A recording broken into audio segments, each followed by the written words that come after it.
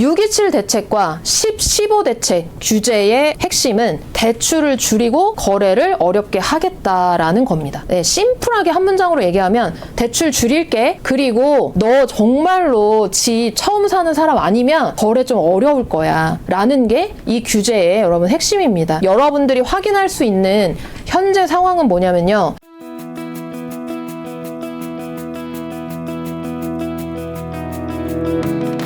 지금부터 여러분 기사를 좀 같이 보도록 할게요. 여러분들이 어떤 주제를 좀 듣고 싶다, 이 주제가 궁금하다라고 클릭을 해주신 부분은 지금이 오히려 내 집 마련 타이밍이라고, 규제 강화에도 생애 첫 꿈의 5년 만에 최고치인 이유에 대해서 여러분들이 많이 궁금해 하셨어요. 진짜로? 생애 첫 꿈에 진짜 5년 만에 최고치일까? 저도 너무 궁금합니다. 그래서 역대급 내 집 마련 중이라고 하는데 이분들이 생애 최초 매수자들이라고 합니다. 이게 도대체 왜 이런 상황이 벌어졌고 이 상황에서 내가 어떻게 대응해야 되는지가 여러분들이 정말 진짜로 궁금한 부분이실 거라고 생각을 해요. 지금 내 집 마련 의향이 있으시다면은 생애 최초 매수자들이 왜 5년 만에 역대급으로 내 집 마련을 많이 하는지, 그게 진짜인지, 그리고 이 상황에서 어떻게 대응해야 되는지, 여기서 내가 유리하게 내 집 마련 하려면은 무엇을 알고 행동해야 되는지를 여러분들한테 말씀드릴 테니까 이 영상 끝까지 시청해 주시면 좋겠습니다.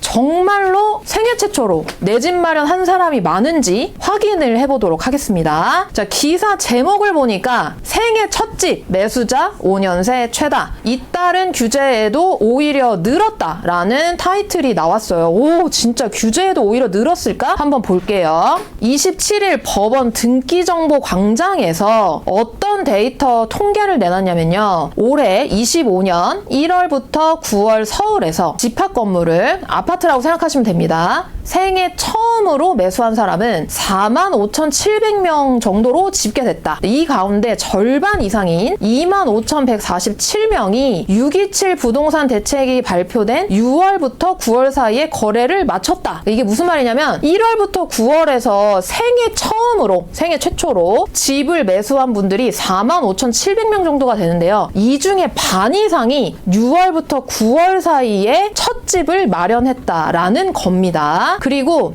6월 한 달에만 7,192명이 생애 첫 집을 구매를 했는데 2021년 11월 이후에 약 3년 11개월 만에 가장 많은 숫자를 기록했다고 해요. 자, 여러분 21년에 내 집 마련 관심이 있으셨던 분들은 21년의 분위기가 여러분 아마 머릿속에 퐁퐁퐁 떠오르실 거예요. 근데 그 시장에 계시지 않으셨던 분들도 계시다 보니까 어떤 분위기였냐면은 사람들이 집을 너무 많이 사가지고 가격도 굉장히 많이 오르고, 그리고 이 시기에 많이 들으셨던 21년의 분위기가 여러분 아마 머릿속에 그냥 자고 일어나면은 내가 집을 잃을까 하는 두려움 때문에, 내가 집을 못 살까 하는 두려움 때문에 집을 엄청나게 많이 사던 그 시기가 2021년이었습니다. 근데 이때 이후로 약 3년 11개월 만에 가장 많은 역대급 최고치를 기록했다라는 겁니다. 6월에. 특히 627 부동산 대책 발표 이후인 3분기에만 총 17,955명, 18,000명 정도가 매수에 나섰는데 이것은 지난 5년간 같은 기간 중에 가장 많은 수준이라는 거예요. 여러분, 그러면 느껴지세요? 진짜 2025년 6월부터 9월 그리고 7월부터 9월 사이가 5년 내에서도 가장 많이 첫 집을 매수하셨고, 그죠? 그 다음에 2011년 수준과 비슷한 수준으로 생애 최초로 내가 집을 구매해보지 않으신 분들이 집을 샀다는 얘기예요.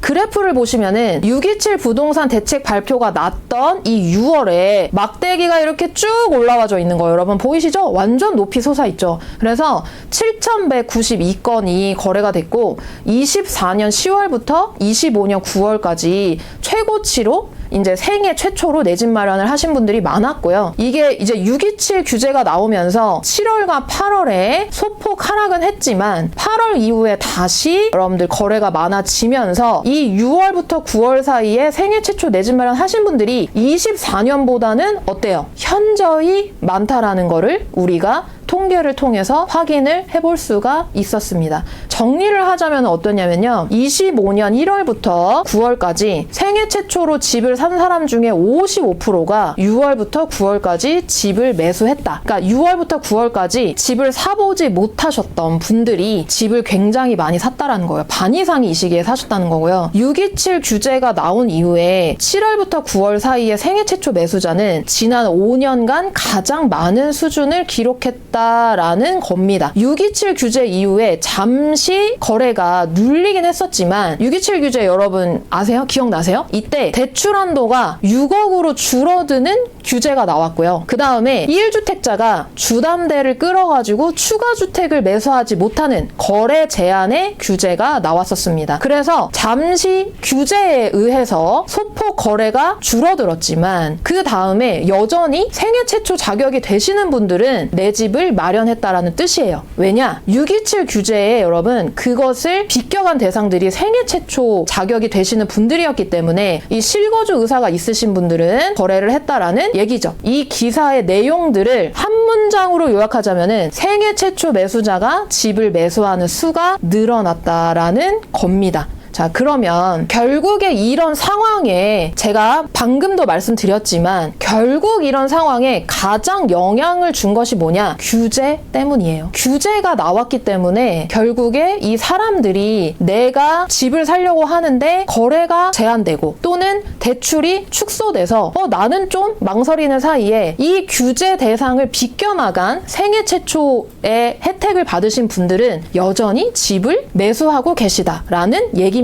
그러면 좀 더 자세하게 제가 말씀을 드리면요. 10월 15일 대책도 627 대책의 연장성상이라고 생각을 하시면 되는데 좀 더 627 대책보다 강력하게 나왔죠. 그게 뭐였냐면은 서울 전역이랑 경기 12곳을 토지거래 허가구역으로 지정했습니다. 사실 이 대책 나오기 전에 세금 규제 나온다, 뭐 양천구나 뭐 아니면 마포구나 이런 데가 뭐 조정 대상 지역으로 묶인다, 막 이런 설왕설래가 굉장히 많았는데 정부에서 그냥 서울 전역이랑 경기 12곳을 토지거래 허가구역으로 지정을 해버렸어요. 이것으로 인해서 어떤 영향이 펼쳐졌는지를 여러분 아시는 게 중요합니다. 내 집 마련 의향이 있어서 지금 이 영상을 시청하시는 분들은 규제에 의해서 어떤 영향이 벌어졌고 그걸로 인해서 나는 지금 어떤 선택을 해야 되는지를 확인해 나가시는 게 중요한 거기 때문에 토지거래 허가구역이 되면서 전체 LTV 비율이 축소됐어요. 그래서 생애 최초 자격이 안 되시는 무주택자분들이나 1주택자분들이 이 서울 전역과 경기 12곳을 매수하려면은 LTV 비율이 기존에 나왔던 것보다 40%까지 축소가 되는 일들이 벌어졌고요. 근데 다만 여기서 정부가 생애 최초 LTV 비율을 기존의 627 대책과 동일하게 유지를 했습니다. 혼란이 좀 있었어요. 원래 60%로 줄였다가 그걸 다시 70%로 원복하면서 이 혜택을 유지를 했고요. 토지거래 허가구역 발효를 통해서 거래 제한이 됐다는 사실이에요. 이게 무슨 말이냐면은 토지거래 허가구역이 되면은 여러분 실입주를 반드시 해야 됩니다. 거주 의무가 생기고요. 실거주자가 아니면은 전세를 끼고 그 지역에 사놓는 게 불가능해요. 그러니까 627 대책이 나왔을 때는 그래도 전세를 끼고 집을 마련하는 거, 그러니까 주담대를 끌지 않고 그냥 전세만 껴놓고 제가 나중에 들어갈게요 하는 거 됐었는데 이제는 서울 전역이랑 경기 12곳이 토지거래 허가구역으로 묶이니까 전세를 끼고 사는 것 자체가 안 되고 다 실거주자들이 들어가야만 하는 거예요. 6개월 이내에 들어가야만 하는 상황이 벌어졌고 이로 인해서 1주택을 가지고 있으면서 추가 주택을 매수하시는 분들이 아예 거래가 안 돼 버렸죠. 토지거래 허가구역 나오면서 이제 거래 제한이 더 심해진 겁니다. 그런데 여기서 중요한 포인트는 뭐냐면요. 매수 후에 내가 입주하려고 했던 실수요자한테는 사실은 이 규제가 어떤 변화도 주지 않았다는 거예요. 생애 최초이면서 내가 실거주해서 들어가서 살 거야 라고 하는 수요가 있는 실수요자들에 대해서는 대출과 거래가 가능했기 때문에 아까 그 기사에서 어떤 내용이 나왔죠? 생애 최초로 매수하시는 분들이 규제가 나왔음에도 불구하고 내 집 마련을 역대급으로 많이 했다라는 상황이 지금까지도 이어지는 이유가 이 규제에서 생애 최초 자격이 되시는 분들은 그 규제를 비껴갔기 때문에 이런 일들이 벌어졌다라는 겁니다, 여러분. 그래서 왜 이런 상황이 벌어졌는지를 우리가 한번 확인을 해봤어요. 자, 그러면 이 상황에서 여러분들이 아셔야 되는 게 중요한 거죠. 그럼 자모님,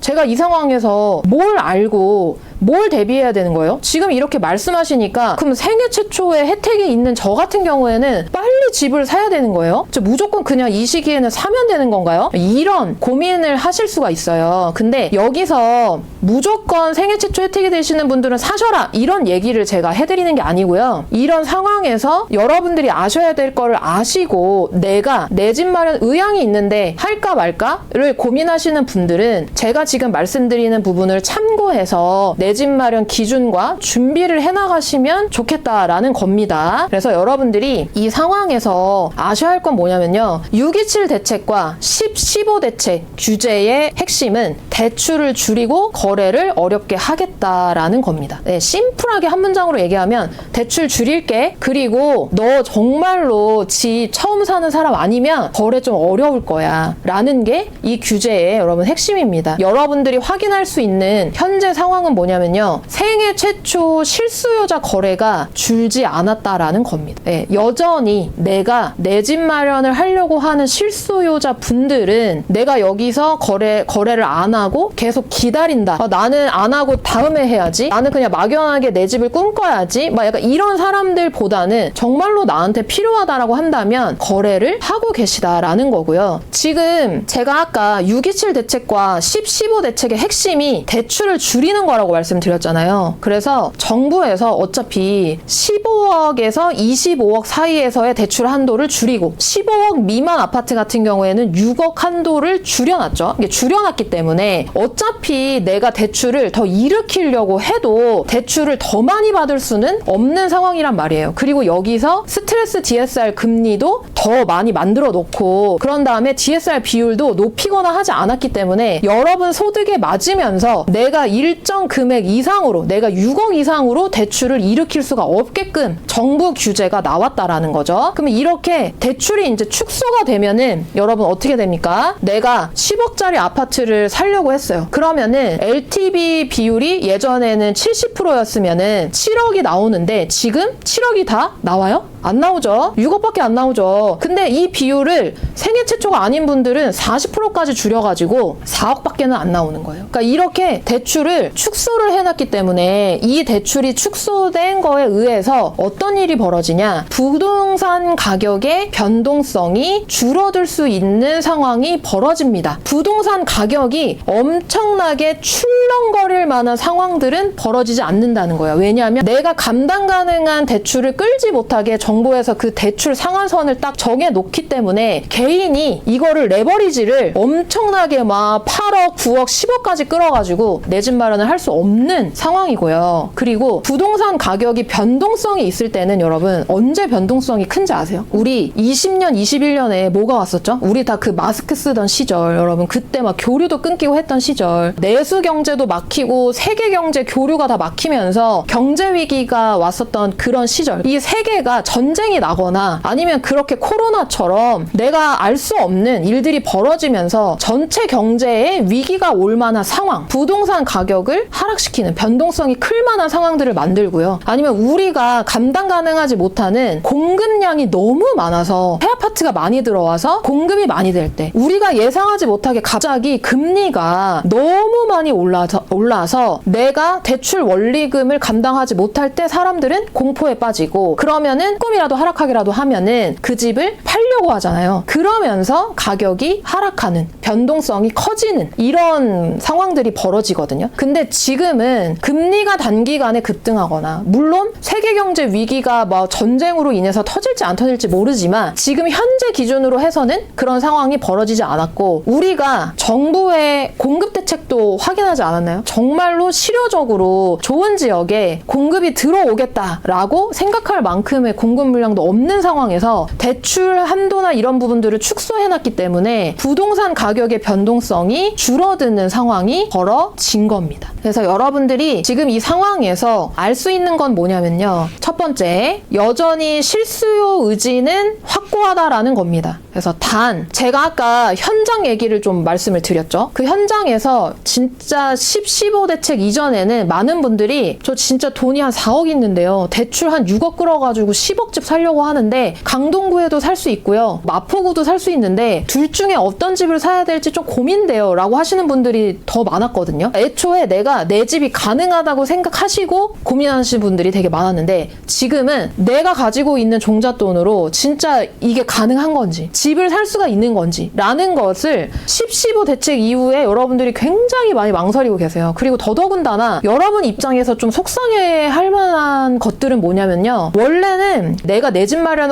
하려고 했던 그 지역에 아파트를 한 30평대를 보고 있었는데 이게 10.15 대책이 나오면서 이제 대출 한도가 너무 줄어든 거예요. 그러니까 내가 30평대 가려고 했었는데 20평대를 봐야 되는 거예요. 심리적인 어떤 허들을 그 어려움을 낮추기가 너무 어렵다 보니까 진짜 이렇게라도 내가 지금 내 집을 사야 되나? 좀 더 기다려볼까? 규제 나왔으니까 좀 가격 좀 떨어지지 않을까? 라는 그런 생각 때문에 내 집에 대해서 좀 여러분들이 망설이고 계시는 그런 분들도 현장에서 굉장히 많고요. 그 다음에 경기도 12곳이랑 서울에 집을 살려고 하면 실거주를 해야 되잖아요. 근데 당장 실거주가 또 안 되시는 분들이 계시는 거예요. 그러니까 이런 것들로 인해서 규제가 나온 이후로 좀 망설이고 계시는 분들이 굉장히 많아요. 그리고 그게 여러분들 뿐만 아니라 시장 전체에서도 이런 분들이 계시다. 다만 내가 실수 의지가 확고하신 분들은 나 정말로 거주할 수 있고 내 집 사야 돼 라고 하시는 분들은 아까 기사에서도 보셨듯이 지금도 내 집 마련을 하고 있다라는 것들을 여러분들이 아셔야 되고요. 그 다음에 두 번째는요. 아까 제가 대출이 축소됨으로 인해서 부동산 가격의 변동성이 줄어들 수 있다고 했잖아요. 그러니까 이거를 좀 더 여러분들 어떤 거냐면 이게 대출 한도가 줄어들수록 내가 현금을 들고 내 집 마련해야 되는 그 현금 비율이 높아지는 거예요. 그러면은 어떤 하락을 할 만한 어떤 사건들이 벌어진다고 하더라도 레버리지를 적게 썼기 때문에 감당 가능할 만한 그런 가격의 떨어짐이어서 이 집을 던지기보다는 그걸 내가 가져갈 상황들이 많이 벌어지게 되고 그럼으로 인해서 갑자기 급락할 만한 상황들이 벌어지지 않게 될 가능성이 커요. 그래서 이렇게 되는 상황들을 우리가 뭐라고 표현하냐면은 가격의 하방 경직성이 커질 수 있다라고 표현을 합니다. 그러니까 이게 무슨 말이냐면은 여러분 20년, 21년에 코로나가 왔었죠. 그죠? 그때의 15억 초과 아파트는 아예 대출이 안 나왔어요. 그러니까 지금은 나오기라도 하잖아요. 근데 그때는 아예 안 나왔어요. 15억 초과 아파트가 그렇다고 해서 그러면은 거래가 안 됐냐? 그렇지 않았어요. 실제로 본인들의 현금을 들고 15억 아파트를 거래하시는 분들이 계셨어요. 근데 20년, 21년에 제가 아까 말씀드렸죠? 코로나 시기가 왔다라는 거는 정말로 세계 경제 위기잖아요. 그죠? 근데 그럼에도 불구하고 이 가격이 떨어지질 않았어요. 그러니까 무슨 말이냐? 가격이 떨어질 만한 상황에도 떨어지지 않았다라는 거예요. 그때의 가격의 하방 경직성이 커졌던 때였어요. 왜? 내가 15억 초과 아파트를 다 현금을 들고 매수를 하셨기 때문에. 레버리지 비율, 대출의 이 비율이 굉장히 극도로 적어진 시기였기 때문에 그렇습니다. 물론 가격대에 따라서 대출을 일으킬 수 있었던 비율은 다르지만 이 15억 초과 아파트가 대출이 나오는 비율이 줄어들면서 지지대, 가격이 떨어지지 않을 만한 지지대를 딱 확보해야 하니까 그 밑에 있는 가격들이 여러분 어때요? 위에 있는 아파트 가격들이 떨어지면 이 줄줄이 밑에 있는 가격들도 떨어질 가능성이 커지잖아요. 근데 15억 초과 아파트들이 딱 지지대를 받치고 있으니까 이게 전체 하락까지는 안 간 거예요. 그럼 지금 상황이랑 연결해보면은 지금 상황도 가격의 하방 경직성이 딱 받칠 만한, 가격의 지지대가 딱 튼튼하게 받칠 만한 상황들이 벌어지고 있기 때문에 여러분들이 속상해하실 수 있지만 제가 말씀드리면 규제가 나와가지고 가격 떨어지는 거 아닌가? 나 좀 여기서 가격 좀 급락하면은 사야지? 라는 생각들이 여러분 완전히 100% 맞지 않을 수도 있다는 거예요. 그래서 이 부분을 여러분들이 이런 상황들이 벌어질 수도 있다라는 거를, 그리고 지금 벌어지고 있다라는 거 여러분들이 확인을 꼭 해보셔야 합니다. 지금 이 시기에 내 집 마련할 때 고려해야 할 것들이 뭐냐면요. 규제 지역 내에 아직도 괜찮은 단지들이 적절하게 내 집 마련할 수 있는 데가 있어요, 여러분. 첫 번째 아파트는요. 여기서 강남까지 진짜 한 40분밖에 안 걸려요. 근데 와, 서울 다 오른 거 아니야? 서울 너무 비싸져가지고 나 진짜 다 올라서 나 내 집 마련 안 되는 거 아니야? 그러실 필요가 없다는 거예요. 아직도 이렇게 오르지 않은 아파트가 있는데 이게 별로인 아파트가 아니에요, 여러분. 꽤 괜찮은 아파트란 말이에요. 이런 아파트도 있고요. 오른쪽 아파트도 여러분 완전 왜냐면 여기도 역에서 가까운 역세권이면서 강남을 1시간 이내로 갈 수 있는 서울 아파트입니다. 여러분들이 찾아보신다라고 한다면은 이런 아파트들도 충분히 찾아보실 수가 있는 거예요. 여기 지방 아니고요, 여러분. 서울입니다. 서울에 있는 아파트들을 제가 말씀을 드린 거예요. 네. 물론 지역마다 다르겠죠? 아파트마다 다를 거예요. 근데 여기서 중요한 건 뭐냐면은 여전히 여러분들이 내 집 마련할 수 있는 아파트는 있다라는 겁니다. 그게 너무 중요한 거예요. 지금 이 시기에 여러분들이 내 집 마련할 때 고려해야 할 것들이 뭐냐면요. 여러 가지 상황들을 따져봤었을 때 15 규제가 나오고 나서 여전히 생애 최초 자격이 있으신 분들은 거래를 많이 하는 이런 상황들을 따져봤었을 때 그게 왜 그러냐? 왜 그렇죠? 제가 아까 말씀드렸죠. 규제 대상에서 비껴나갔기 때문에 현재 실수요자, 그 다음에 진짜 실거주 의사가 확고하신 분들은 여전히 거래를 많이 하고 있다라는 거죠. 현재 실수요자라면 내 상황에 맞는 내 집 마련을 적극적으로 검토하고 준비하셨으면 좋겠고요. 제가 여러분 지난주에 전월세 시장이 굉장히 불안하다라는 얘기를 해드렸습니다. 전월세 시장이 불안하다라는 건 뭐냐면 시장에 전월세 공급 물량이 너무 없고요. 그러므로 인해서 전세의 월세화도 가속화되고 있고요. 전세 가격도 오르고 있는 상황이 전월세 시장이 불안하다. 그러므로 인해서 실거주 의사가 확고하신 분들은 매매 수요로 돌아설 가능성이 크다라고 말씀을 드렸는데 제가 말씀드린 것처럼 통계를 보니 실수요자분들은 여전히 내 집 마련, 거래를 활발히 하고 있었다라는 거를 저희가 데이터를 통해서도 확인을 해본 거예요. 여러분들이 고려하셔야 될 거 두 번째는 뭐냐면은 단기 변동에 신경 쓰기보다 이게 여러분 무슨 말이에요? 내릴 거야. 좀만 더 기다려볼까? 아, 나 오를 거야. 무조건 올라. 이런 단기 변동에 여러분들이 신경 쓰시기보다는 장기적으로 길게 보시면서 내가 내 집 마련을 할 의향이 있으시다면 아직 충분히 괜찮은 곳들이 규제 지역에도 많기 때문에 이 규제 지역에 있는 아파트라고 하더라도 물론 비규제 지역도 다 포함입니다. 여러분들이 알아보시는 게 너무 중요하고요. 지금과 같은 시장은 여러분 지금 시장, 그러니까 10월 15일 대책 나온 이후에 이 11월 시장은 막 급등이 나오고 있는 상황은 아니에요. 근데 현장을 가보면 어떤 일이 벌어지냐면요. 안녕하세요 사장님, 저 이제 결혼해가지고요. 제가 이번에 좀 내 집 마련을 하려고 해요. 제 예산이 9억 정도 되는데요. 제가 이제 여기 아파트가 좀 마음에 들어서 왔어요. 근데 사장님이 뭐라고 말씀하시냐면은 매물이 없어요. 매물이 없어요 라고 매물이 없어서 내가 줄 게 없네. 다른 단지 가봐. 그래서 또 다른 단지 갔어요. 다른 단지 가니까 사장님 안녕하세요. 제가 9억 예산으로 저랑 행복한 결혼 생활을 하려고 집을 알아보고 있어요. 근데 없어요. 그래요? 그러면 거기 그 단지 가서는 이것도 물어봐요. 전세가 있나요? 아니요. 전세도 없어요.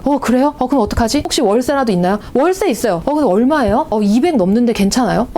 그럼 내 월급의 반인데? 그럼 나 이거 월세 내고 어떻게 살지? 나 행복한 결혼 생활 하려고 막 집 찾아보려고 했는데 매물이 없네? 막 이런 일들이 막 벌어져요. 근데 여기서 그러면은 내가 콕 집은 이 단지만 보는 게 아니라 내가 할 수 있는 이 예산 안에서 다른 단지가 또 있다면은 알아봐야지 하면은 사장님 안녕하세요? 10번이라도 하는 거예요. 10번, 15번 하면서 내가 내 집 마련 할 수 있는 아파트를 찾아보시는 그 의사가 확고하신 분들은 내 집 마련을 하시고요. 아니신 분들은 그래? 없나? 이러면서 좀 상황에 의해서 망설이고 있는 상황. 그 다음에 어떤 분들은 현장에서 이게 규제가 나오니까 좀 위축되는 것 같긴 하네. 그러면은 나 좀 관망해볼까? 약간 이러신 분들이 계세요. 근데 지금 여기서 중요한 게 뭐냐면은 지금처럼 급등이 나오지 않을 때 자고 일어나면은 막 5천, 1억씩 오르는 그런 상황이 아닐 때 여러분들이 매매해보겠다고 생각하시고 준비하시는 게 너무 중요하다라는 것들을 말씀을 드리는 겁니다. 사모님 지금 시장에 아파트가 너무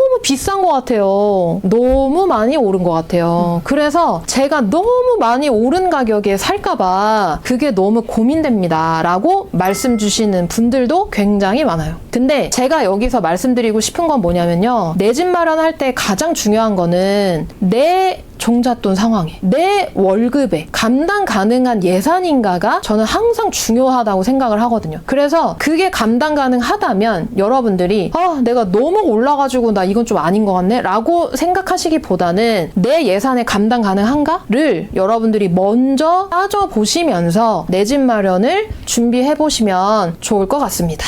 50대 이후에 내가 돈 고민을 안 하고 행복하게 가족들이랑 살아가려고 한다면 인생에 딱 한 번쯤은 진지하게 돈 공부를 해야 할 필요가 있다는 거예요. 지금 제가 진짜 가능할까요? 불가능할까요? 이런 질문을 던지기 전에 내 가족들이랑 함께 행복하게 살기 위해서, 내 가족들을 지키기 위해서 집에 있는 어떤 누군가는, 한 명은 이 돈 공부를 통해서 여러분들이 가지고 계시는 돈 문제를 해결해 봐야 된다는 거죠. 저도 마음은 있는데 제가 좀 힘들다 보니까 좀 아내가 대신 해줬으면 좋겠어요. 뭐 저 대신에 남편이 이런 돈 문제를 좀 해결해 줬으면 좋겠어요 라는 말씀들을 되게 많이 하시거든요. 중요한 건 뭐냐면은, 만약 내가 돈 때문에 묘한 답답함을 가지고 매일매일을 살아가신다면, 내가 뭔가를 사려고 할 때마다 이거 진짜 사도 되나? 그런 생각들이 좀 드신다면은 지금 이 순간에 여러분들이 스스로 움직이시는 게 너무 중요하다는 거예요. 돈에 미치는 시기가 인생에 한 번 정도는 있어야 50대 이후에 돈 때문에 고민되는 삶을 여러분들이 사시기보다는 돈 걱정 안 하고 여러분들 편안하게 사시는 그런 삶들을 보내실 수 있다는 거죠. 지금 제가 말씀드리는 이 이야기에 좀 공감이 되셨다면은 영상에 있는 고정 댓글에 링크를 한번 클릭해 주세요. 어떻게 평범한 월급쟁이가 나 진짜 월급만으로는 좀 답이 없는 것 같은데, 나는 진짜 평범하긴 한데 내가 가지고 있는 이런 돈 고민을 해결할 수 있을까라는 게 여러분들 고민이시라면은 그것을 해결할 수 있는 방법론을 좀 이야기해 드리려고 합니다. 그래서 2025년이 정말 놀랍게도 한 달밖에 안 남았습니다. 네, 그래서 2025년이 내가 1월부터 10월까지, 11월까지 열심히는 살았는데 이 미루고 있었던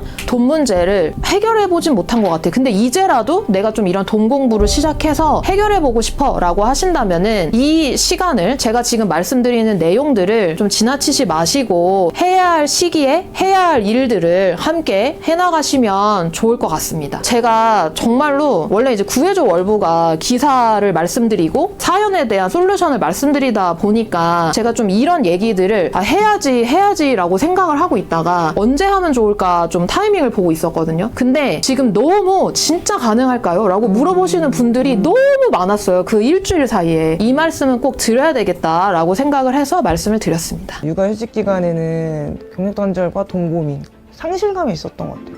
그때 벼락거지라는 말이 있었잖아요. 근데 그게 정말 제 얘기가 될지는 꿈에도 몰랐습니다.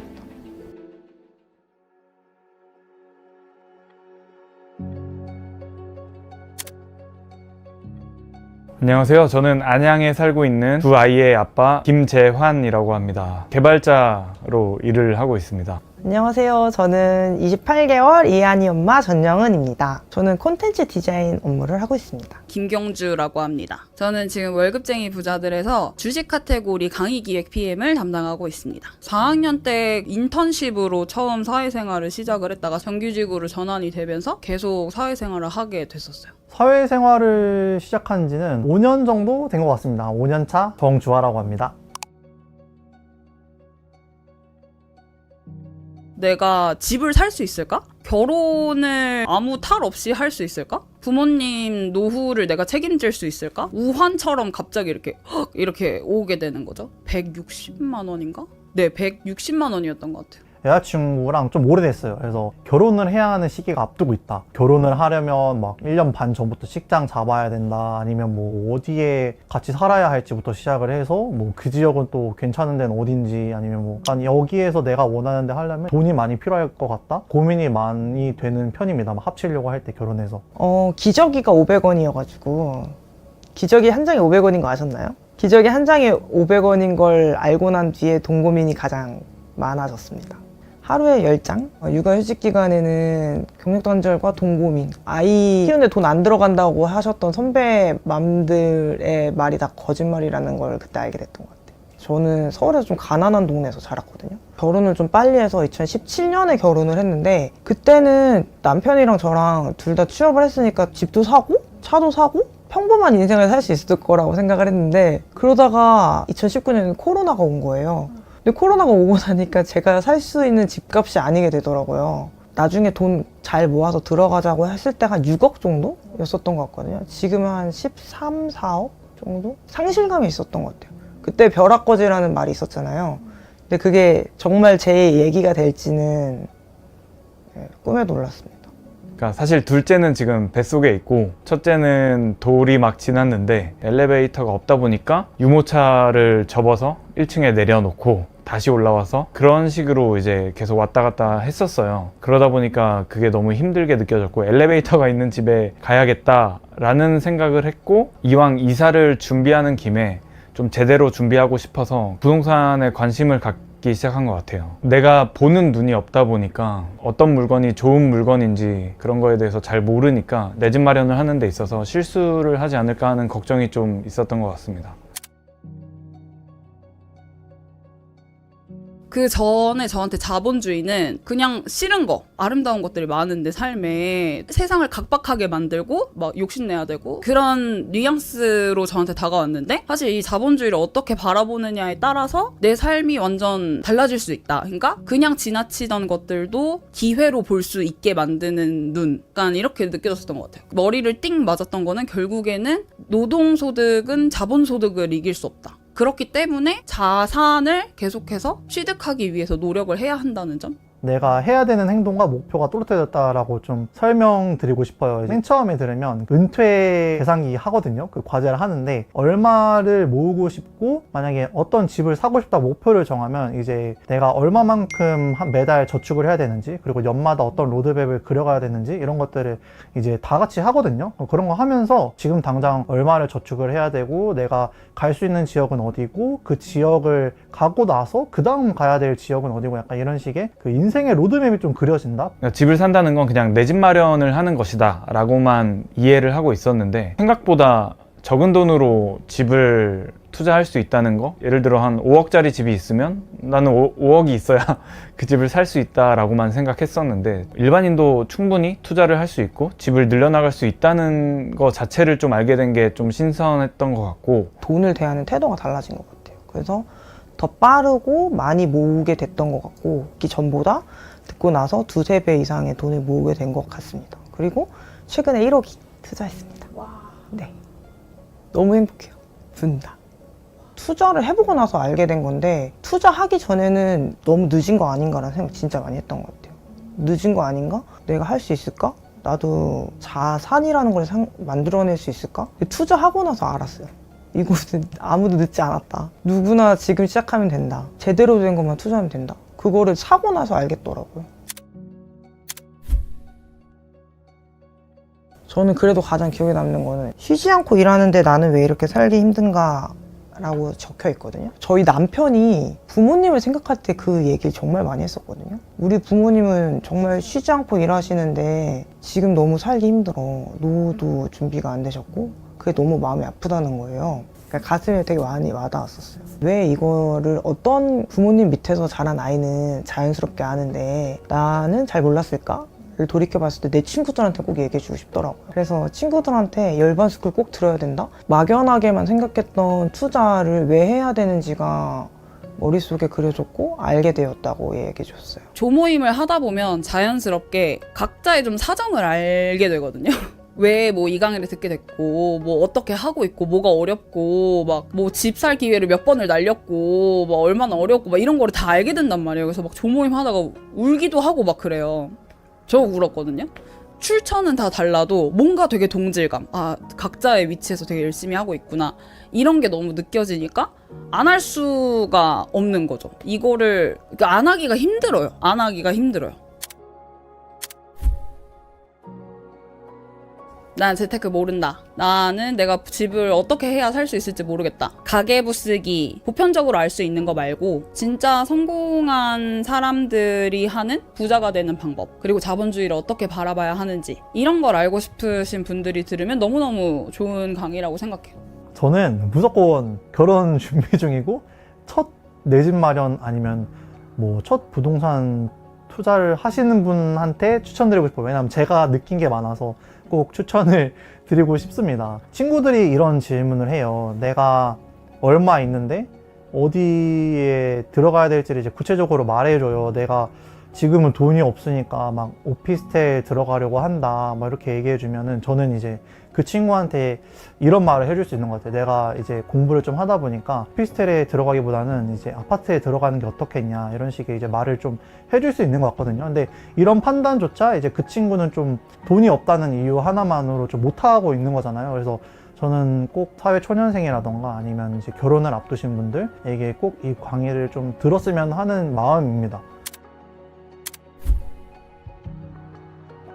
근데 돈이 없어서 배워야 돼요. 돈이 없기 때문에. 저는 살면서 제가 집을 사거나 부자가 될 기회가 전혀 없었다고 생각을 했거든요. 근데 강의를 들으면서 돌이켜 봤을 때 그 기회들이 몇 번 있었더라고요. 기회는 사실 언제 올지 아무도 모르는 거기 때문에 내가 준비가 됐을 때 그 기회가 온다는 보장은 사실 없잖아요. 그렇다 보니까 언제든지 기회가 오면 잡을 준비를 해야 한다고 생각합니다. 예전에 공부했던 친구들과 차이가 벌어지기 시작을 하더라고요.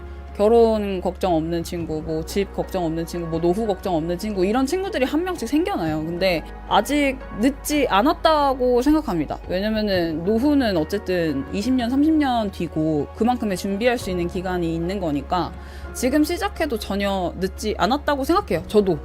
당신의 노후를 같이 그려주는 유일한 강의라고 생각합니다.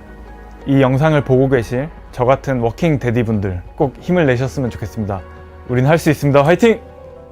우리는 왜 10년을 일해도 내 집 마련이 어려울까요? 왜 20년을 일해도 노후 준비는 끝나지 않는 걸까요? 우리는 살아가면서 해야 할 것도 참아야 할 것도 하고 싶은 것도 많기에 당신의 삶에서 노후 준비와 내 집 마련만큼은 더 이상 고민거리가 되지 않아야 합니다.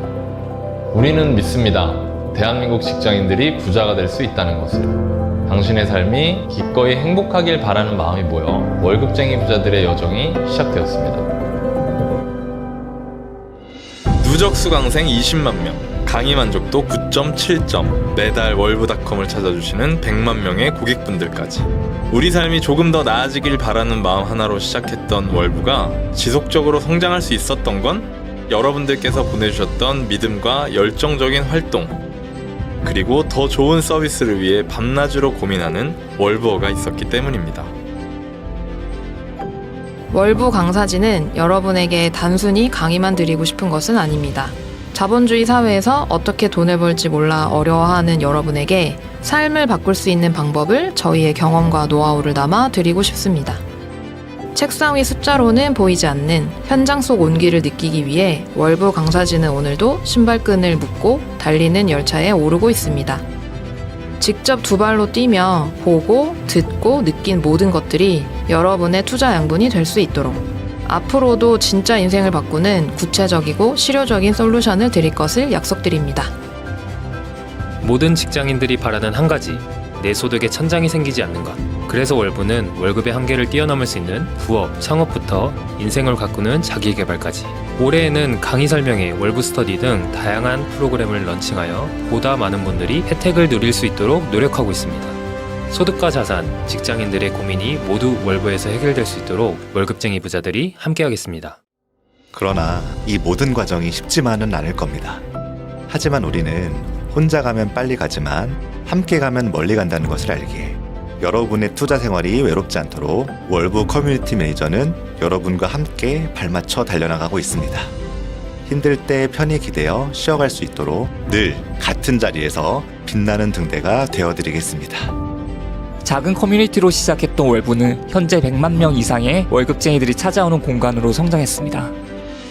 좋은 공간, 좋은 정보, 좋은 사람, 어디서도 볼 수 없는 투자 선배들의 인사이트, 그리고 같은 꿈과 목표를 향해 달리는 투자 동료를 만날 수 있는 국내 유일 직장인 재테크 커뮤니티로 성장하고 있습니다. 당신이 부자가 되는 과정이 더 즐거워질 수 있도록 편하고 유익한 공간으로 만들어 나갈 것입니다. 출퇴근길 작은 위로가 되어주는 존재, 직장인들의 삶을 누구보다 응원하는 삶의 동반자. 이것이 월부가 만들고자 하는 콘텐츠의 가치입니다.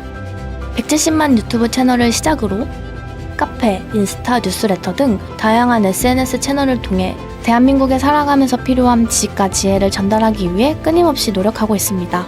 앞으로도 따뜻하고 유익한 이야기를 전달하며 누구보다 당신의 편에 서는 친구가 되겠습니다. 월부의 꿈은 단 하나, 대한민국 직장인들이 자본주의에 두 발 딛고 바로 서는 것입니다. 당신의 시간의 밀도를 누구보다 잘 알기에 월급쟁이 부자들은 앞으로도 치열하게 고민하며 쉬지 않고 달려나갈 것입니다. 당신이 부자가 되는 곳. 여기는 월급쟁이 부자들입니다.